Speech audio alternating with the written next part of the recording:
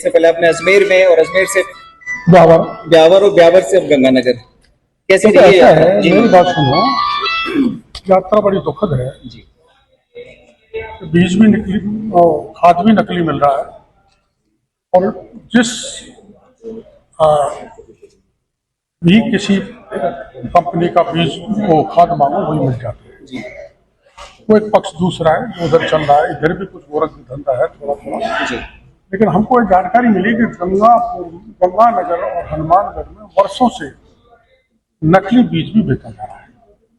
मतलब वही बीज तो नकली हो नहीं सकता, लेकिन अब हमें यह पता लगा है कि सारा का सारा बीज नकली है। जी उसकी एक स्टेज होती है, फाउंडेशन बीज तैयार होता है, मतलब न्यूक्लियर, उसके बाद वो ब्रीडर होता है, ब्रीडर उसको सर्टिफाई करता है कि सही होता है।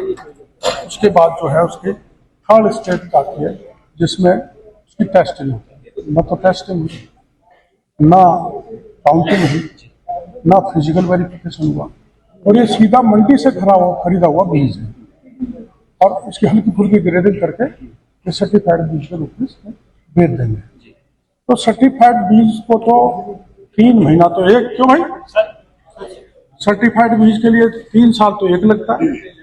सर्टिफिकेशन थोड़ा प्रक्रिया देख लो आप, आप रह वो कहाँ गए? हाँ मैं वो नहीं, वो मेरे साथ आए थे वो बनवारी, बलवीर, हाँ बलवीर जी इधर आओ। इसमें क्या क्या मोटी मोटी गड़बड़ियां सामने, थोड़ा सा अगर ब्रीफ आप कर दें। देखो, एक तो ऐसा है कि मैंने वहां देखा मक्का का बीज रंगा हुआ था और गुआर का बीज रंगा हुआ था।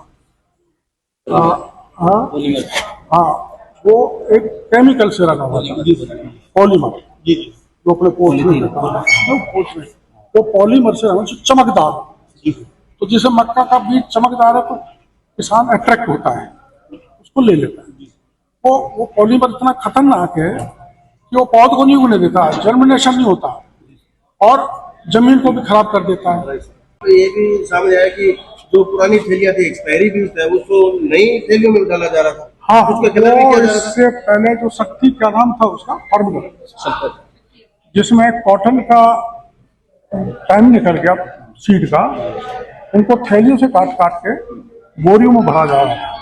वो पैकिंग हम हमारी आंखों से देखते हैं और उसका वीडियो भी लाए। इसका मतलब जो बीज खत्म नहीं होगा उसको अगले सीजन तक बेच करेगा तो उसका जर्मिनेशन कैसा होगा आप जानते हो।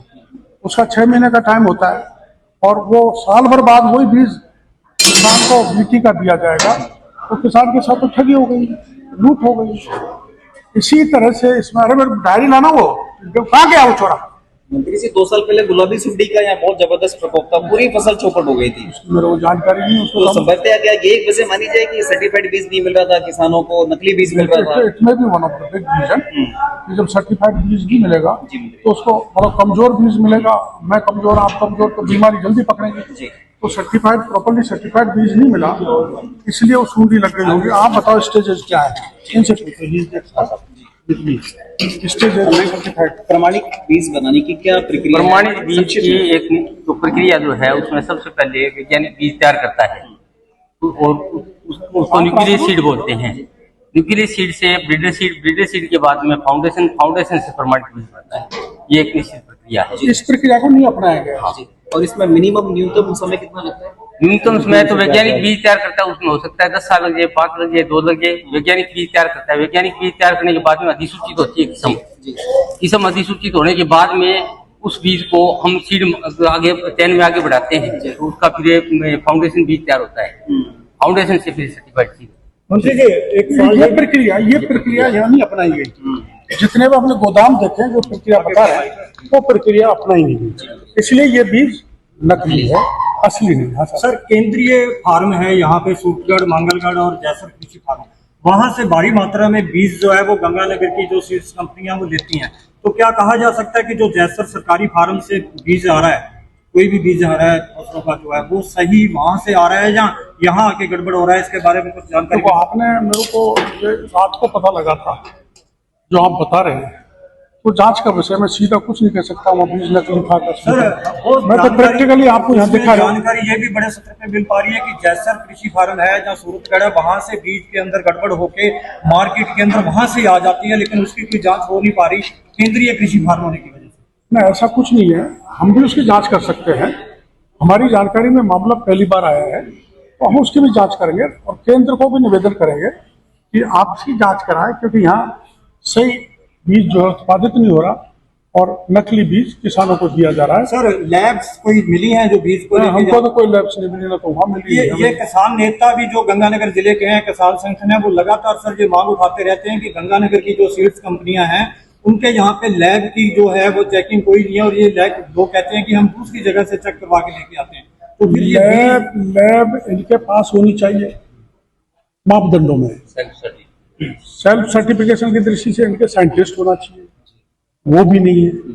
और ये धोखा दे रहे हैं कि हम बाहर से इसको सर्टिफाई करा के लाते हैं तो इनके पास एक भी कागज नहीं है। हम पूछ रहे बता दो आपने कहीं से सर्टिफाई करवाया था, तो पूरा बीज कंड में किसान के काम का नहीं है। इसके लिए मैं मेरी तरफ से माफी चाहता हूँ कि 1.25 साल बाद हमको देर लग गई। 20 से 25 कंपनियां हैं गंगानगर में सीड्स की, सभी चेक हो मेरी जानकारी में आया 22 है।